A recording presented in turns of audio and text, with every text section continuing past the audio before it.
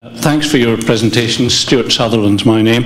I want to borrow an expression from David Hume and twist it round.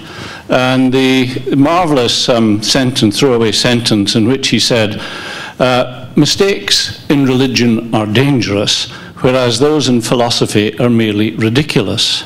Now, I want to turn that round and suggest that actually in our age, there's a similar issue about science.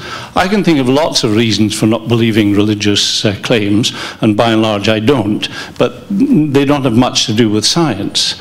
But my main interaction and concern about science, apart from using it daily in and out, is that it produces a picture of human beings, if you take it in its full reductionist and deterministic way, that A, seems to me implausible, B, dangerous, and C, probably not livable if we were to try to formulate decisions, interactions, human relationships wholly on a deterministic and reductionist picture of science. Now, this has nothing to do with claiming religion has all the answers. I mean, I think equally there's a lot in religion, as there is in secular poetry and art, that can tell you a lot about human beings.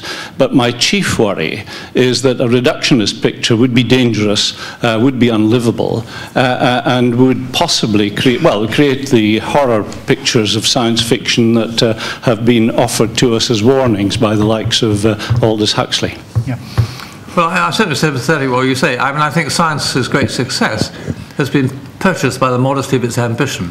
It doesn't try and ask and answer every question. It asks questions of process. It doesn't consider every form of encounter with reality. Essentially, it thinks of reality encountered as as an object, so it has the power of repeating experience, which gives it the secret weapon of experiment. All truly personal encounters with reality are, of course, unique and not repeatable. We never hear a Beethoven quartet the same way twice, even if we play the same disc. And a reductionist view of science paints a picture of a sort of lunar landscape, which is populated by replicating information processing systems, but has no persons in it. And in actual fact, I agree with you, I don't think anybody really can live their life in that sort of way. And a very interesting illustration of that, I think it's connected with this, is in The Selfish Gene, Dawkins' book. He spends, 140 odd pages explaining that human beings are really just genetic survival machines. And then in the last page, literally the last page, he said, we alone can rebel against the selfish replicators. And he obviously and sincerely thinks we should do, and he's right. But where does that come from in the picture he's been painting of the nature of reality? I think I'd like to add that one of the reasons I'm very sad that Denis Noble isn't here is Denis has a wonderful book called The Music of Life. Denis is one of the great pioneers of systems biology, and he points out that one of the great tasks now is, as he puts it, to put Humpty Dumpty back together again. That there's been a phase in biology of chopping things down into smaller and smaller pieces to try and understand them, and that's great as far as it goes, but it doesn't actually tell you very much about living things, because living things are organisms. He has this wonderful principle of biological relativity, which is that there is no fundamental level in biology, that higher levels depend on lower levels, but lower levels depend on higher levels. You can't isolate a single level. And I think that, I mean, I agree with what you say about that picture being bleak and unlivable, but I think it's perfectly clear that it's also very bad science. So, the real science, as we're now understanding it, the world isn't really like that. Can I add another word?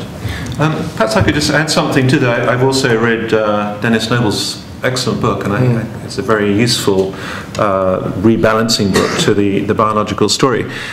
Just to sort of tweak it slightly again, to nuance it slightly, I mean, I've spent the last 40 years doing biological research, which has been extremely reductionist from a methodological point of view, and I think, you know, one has to say it's been hugely successful. Not to my own research, but that own approach to biological research in general. You know, if you want to find out something works, you take it to bits. And I think it's also true that the whole of the biological field has now moved much more to try and put the bits together, and there's much more now about interpretation of biological complexity. Often scientists, I think, have a sort of disease that this is so successful they get carried away by thinking, oh well, this is the only description that counts. I've now said all that can be said really about this particular thing, which of course is not true, and imperceptibly move from methodological reductionism to the ontological reductionism, to which you're referring. And I think the giveaway phrase is nearly always something like "nothing but" at the beginning of a sentence. It's a bit like the "one more gene" and we have the Secret of Religion or something. The Colin Blakemore title there. And I think that's a sort of giveaway that there's nothing but the account that I'm giving. And I think once we hear that kind of language, then the orange warning light should flash on. We should recognise ontological reductionism is about to come. Whereas in practice, in many situations, mathematical, physical, biological, there are different levels, there are different ways of looking. There's not just the lowest level, and these different levels interact with one another in complex ways. And the properties of the higher level you can't just deduce by looking at the lower level, I think.